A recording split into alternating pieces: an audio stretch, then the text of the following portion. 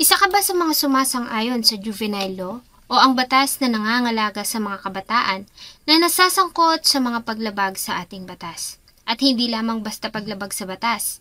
Dahil sa mahabang panahon mula nang maisabatas ang juvenile law, ay ilang mga kabataan na rin na nasangkot sa mga karumal-dumal na kaso ng pagpatay. At dahil nga sila ay pinoprotektahan ng batas para sa mga kabataan, ay marami ang hindi naparusahan at ang mga biktima ay hindi nagawang makakuha ng hustisya. Noong June 2024, isang kaso ang gumulantang sa Albay dahil sa karumal-dumal na nangyari sa biktima na isang PWD at ang isa sa mga salarin ay isang minor de edad. Dahil sa 14 na taon pa lamang. Ginahasa at pinatay sa sakal ng 2 suspek ang isang babaeng pipit bigi sa Albay. Ang isa sa mga salarin, menor de edad na umaming hindi lang niya isang beses nagalaw ang biktima. Samahan niyo po akong balikan ang isa sa pinaka-nakakadurog ng puso na balita na yumanig sa Albay ngayong taon.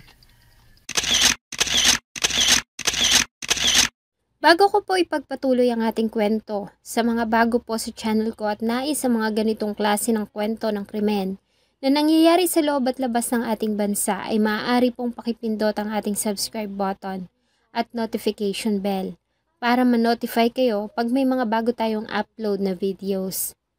June 16, 2024 ng umaga, nang makatanggap ng tawag ang kapulisan ng OWAS Albay, tungkol umano sa wala ng buhay na katawan ng isang babae na natagpuan sa masukal na bahagi ng Barangay Balogo sa nasabing bayan. Agad naman silang tumugon sa nasabing tawag at agad na tinungo ang crime scene. Pagdating sa lugar ay marami ng tao na naroon. Ilang metro lamang mula sa kalsada ay nadatnan nila ang biktima sa kalunos-lunos nitong kalagayan. Natatabunan ng dahon ng saging ang hubot-hubad nitong katawan at kitang-kita mo sa itsura nito ang labis na paghihirap na kanyang dinanas bago ito malagutan ng hininga. Base sa report ng OWAS Albay PNP, ang katawan ay natagpuan ng isang magsasaka na magtutungo sana sa kanyang bukid. Ang lugar na iyon ay isang malawak na parang na natataniman ng palay. Malayo rin ang mga kabahayan kaya naman walang nakakita sa pangyayari. Ang biktima ay agad din namang kinilala na ang 28 years old na tinatawag nilang Arlene. Isa itong PWD o Person with Disability. Kilala ng mga residente ang biktima, maging ang investigador na humawak sa kaso. Ay pamilyar din sa dalaga dahil sa malimit niya umano itong makita sa lugar at alam din niya kung saan ito umuwi. Ang pamilya ni Arlene ay nabibilang sa mga mahihirap nating mga kababayan sa Barangay Marupong, OWAS Albay. Ulila na ito sa mga magulang at ang tanging kasama na lamang ng dalaga ay ang kanyang lola. Pinanganak si Arlene na taglay na ang kapansanan, hindi ito nakakapagsalita at hindi rin ito nakakarinig. Kaya naman nagagawa lamang nitong makipag-usap sa pamamagitan ng sign languages. Sa kabila ng kapansanan at pagiging ulila ay lumaki si Arlene na isang masiyahing dalaga, mapagmahal ito at maaasahan. Ayon sa kanyang lola, ay ito ang gumagawa ng lahat ng gawain sa kanilang bahay. At dahil nga sa kapansanan ay hindi na siya nakapag-aral pa. Sa halip ay tumutulong na lamang ito sa kanyang lola.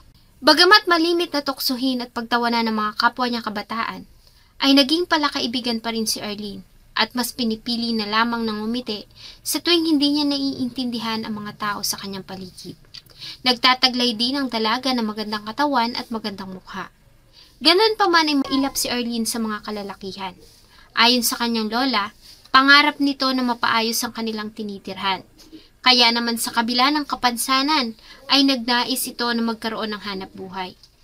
Dahil nga sa problema sa communication ay hindi ito nakakahanap ng mapapasukan. Ganon pa man ay hindi tumigil ang dalaga hanggang sa isang opportunity ang nakita nito.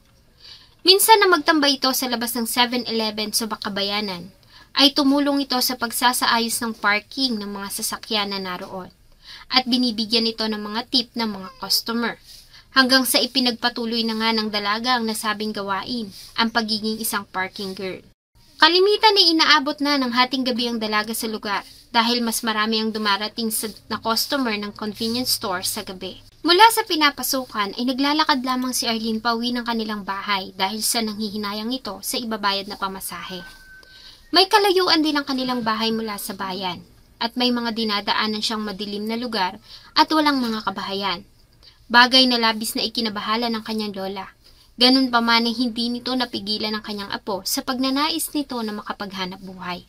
Sa bahay, wala na rin, sabi ko. Tsaka matanda na ako, sabi ko gano'n sa kanya. Sabi ko, huwag kang uuwi ng gabi na, sabi ko. Dahil maraming mga ganyan dyan, sabi ko, na ibinugbog ka, tapos pinatay ka, itapong ka. Sabi ko, lalala, sabi niya sa akin. Bahala ka, sabi ko naman ganoon. June 15, 2024, tulad ng palagi nitong ginagawa, ay naglinis ito ng kanilang bahay. Kwento ng kanyang lola ay nakita niya pa ito na nakatingin sa yeron at tila binibilang iyon. Pangarap kasi umano talaga nito na mapaayos ang kanilang bahay. Lagi niyang hinahawakan yung yero. Sabi ko, bakit mo hinahawakan yan? Sabi ko, bakit? Sabi ko sa kanya, bibili ka ba niyan? Sabi ko. Nang matapos sa gawain ay nagpaalam na ito sa kanyang lola para magtungo sa bayan kung saan ito nagtatrabaho. Lingid sa kanyang kaalaman na iyon na ang huling beses na makikita niyang buhay ang kanyang apo. Kinagabihan ay magdamag na hindi nakatulog si Lola Vilma dahil sa hinihintay niya ang pag-uwi ni Arlene. Subalit hanggang sa sumilip ang araw kinaumagahan ay walang Arlene na nakauwi ng kanilang bahay. Hanggang sa mabalitaan niya na lamang na natagpuan ang wala ng buhay nitong katawan sa palayan sa Karatig na barangay. Sa resulta ng autopsy o postmortem examination sa katawan, ay nalaman ng mga investigador ang labis na paghihirap na dinanas ng kawawang biktima. Nakitaan kasi ito ng napakaraming malalaking pasa sa iba't ibang bahagi ng katawan at hita. Bali ang leeg, durog ang mga buto, nadurog din ang atay nito at puso at positibo din na ang biktima ay ginahasa. Sobra, grabe mong ginawa.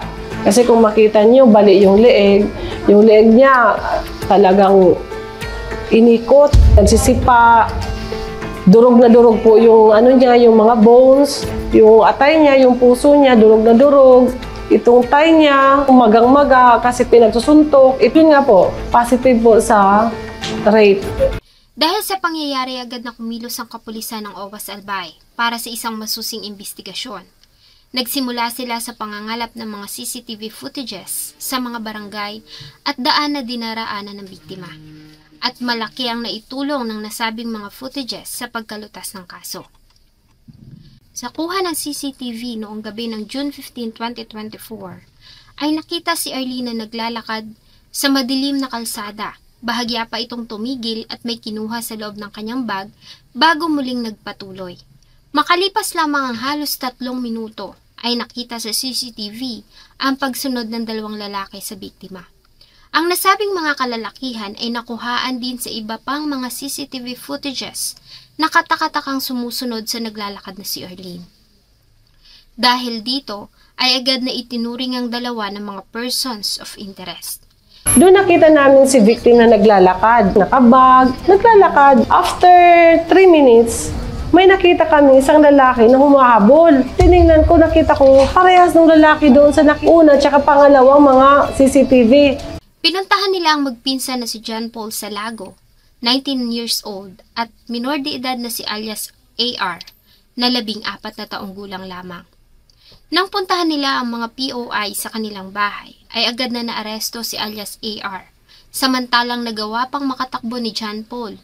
Subalit kalaunan ay kusang loob din naman itong sumuko sa tanggapan ng kapulisan ng OWAS Albay. Sa pagkakaaresto sa dalawa ay agad naman nilang inamin ang krimen. Ayon sa kanilang sinumpaang salaysay, noong gabi ng June 15, 2024 ay sinundan nila ang biktima. Ang plano ay pagnanakawan lamang nila ito. Habang naglalakad ay tila napansin umano ni Arlene ang ginagawa nilang pagsunod dito. Sa katunayan ay nilibre pa sila nito ng soft drinks at sigarilyo sa nadaanang tindahan. At doon ay nagpatuloy ito sa paglalakad. Lingid sa kaalaman ng biktima na patuloy nila itong sinusundan. Pagsapit sa madilim at walang kabahayang area sa Barangay Balogo, ay dito na nila muling nilapitan ng biktima. Sinuntok ito ni John Paul sa sikmura at sa kanila ito dinala sa madamong bahagi na hindi kalayuan sa kalsada kung saan natagpuan ang katawan. Dahil sa pagpapalag ng biktima, ilang beses pa itong sinuntok ng dalawa bago nila ito halinhilang ginahasa. Una umanong gumahasa sa biktima ay ang minor de edad. Pagkatapos ang ginawa ay hindi pa nakontento ang dalawa at ilang beses pa nila itong pinagsusuntok at tinadyakan hanggang sa mawalan nito ng malay. Bago ito sinakal ni John Paul at binali pa ang liig bago nila ito iwan, ay kinuha pa ng mga ito ang wallet na naglalaman ng ipon ng dalaga.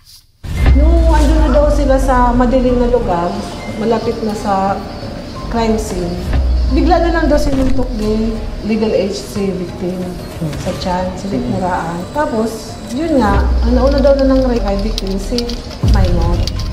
Ang gusto lang daw nila, nung gabi na yun, sana hold upin. At sabi naman ng legal aid, ay hindi, papat-rape natin hanggang makarating sila doon sa crime scene. Ang gusto daw ng lalaki, patayin daw. Pero ang naunang ng rape is yung bata. Sumunod yung isa. Kung may kutsilyo daw, gusto pang pugutan ng ulo. Ang sarap daw pala sa pakiramdam pag may napapatay. Yun ang sabi daw ng legal age. Isa pang nakakagimbal na revelasyon ayon sa minor de edad na si alias AR ay hindi iyon ang unang beses na ginahasa niya ang biktima.